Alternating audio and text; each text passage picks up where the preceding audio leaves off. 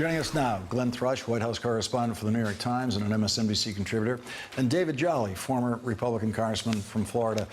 David, your party is in a mess unlike anything we've ever seen before, and the one new factor in everything that's messed up is the Trump factor and the Bannon factor. That's it, and you nailed it in the open, Lawrence. Listen, this was a press conference today that under normal circumstances wouldn't have been newsworthy. You had a president and a majority leader speaking about party unity. The president reiterated the economy's growing, the stock market's up. They mentioned their agenda, and Mitch McConnell rightfully pointed out that Dodd-Frank and Obamacare took 2 years.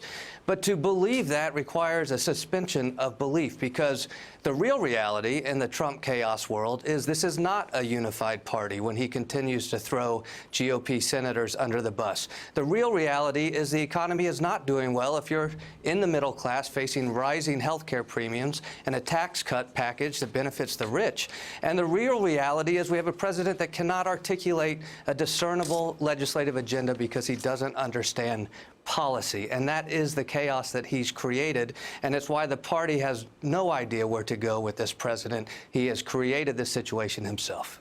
And Glenn, the parties, the congressional parties in their reelection campaigns sometimes struggle to make this a run against the leadership of the party as opposed to your local congressman. They did it in the 1980s with Tip O'Neill. They put a character in some of the Republican congressional campaign ads that was this big guy with white hair, kind of looked like Tip O'Neill, trying to say that, you know, this guy's the problem. You've got to get rid of your local congressman to get rid of this guy's power. They do it with Nancy Pelosi in recent campaigns. It's never really successfully been done with a Senate majority leader, a little bit on Harry Reid, but never really successful. And here we see the Republicans trying to raise the Republican Senate majority leader to be this target of hatred in our politics. The Democrats couldn't do this if they tried. Lawrence, you know, you said that this is unprecedented. There is a precedent, and that precedent is John Boehner, and the precedent is Eric Cantor. This is, they are looking for essentially what amounts to a repeat of what happened in the House. Look, Steve Bannon is on the outside of government because he wasn't particularly effective on the inside of government. He'll tell you that himself. What he does talk about, however, when you ask him for his creation myth, how it is that he became a powerful player on the national stage, he talks about Dave Bratt's race in Richmond and Culpeper unseating Eric Cantor.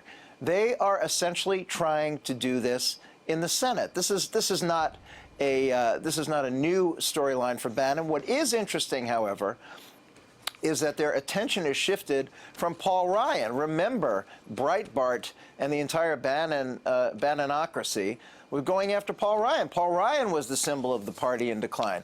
But because Trump has targeted Ryan and has targeted McConnell, and by the way, the most important thing that Donald Trump said today, the thing that we need to remember is, I don't blame myself.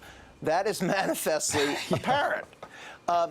But he ought to blame himself because most of these problems, including the 3 Obamacare fails on Capitol Hill, are directly attributable to the president's lack of involvement and knowledge in the topic. You can blame Mitch McConnell. He certainly bears some of the blame here. But the president's own failing and his insistence on appointing people on his staff who weren't able to execute this or to come up with a compromise that was going to get the votes necessary, you know, that is laid at his feet. So what does this president do? What is he good at? Whenever he is occupying the stage by himself, Lawrence, he has a problem. He needs an enemy. He needs an opponent.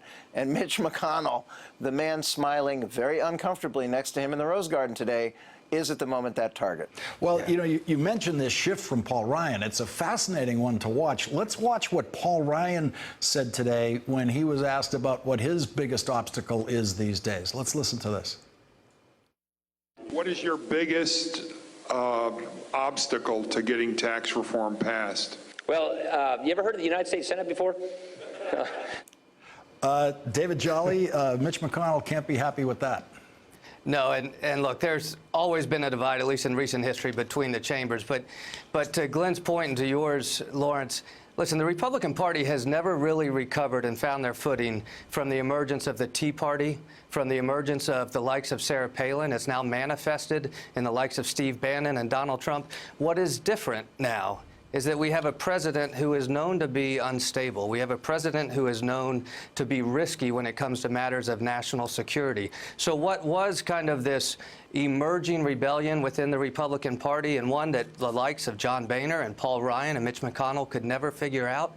They still haven't figured it out, but now it has real-life consequences, and potentially very dangerous consequences. And so I will be honest with you, Lawrence, I personally, as a Republican, in the past few weeks have wondered, is the Republic safer if Democrats take over the House in 2018? I raised that issue with the leading Republican in D.C. last week, and the remarkable thing is he had been thinking exactly the same thing. This is a president that needs a greater check on his power than Republicans in Congress have offered. David, I just have to, we do have to go to a commercial, but I have to double underline what you just said, because I haven't heard anything like that from a Republican before now. You're saying that for the safety of the country, that we may be better off? There are Republicans like you who are thinking the Democrats should be in control of Congress? Look at this in real time. There is no discernible Republican ideological agenda that is worth fighting for right now. But we do know that we have a president who very well might put this nation at risk, and this Republican Congress has done nothing to check his power. Democrats could, and we might be better off as a republic if they take the House in 2018. David Jolly, thank you very much for joining us tonight. Really appreciate it. Hey there, I'm Chris Hayes from MSNBC. Thanks for watching MSNBC on YouTube. If you want to keep up to date with the videos we're putting out, you can click subscribe just below me, or click over on this list to see lots of other great videos.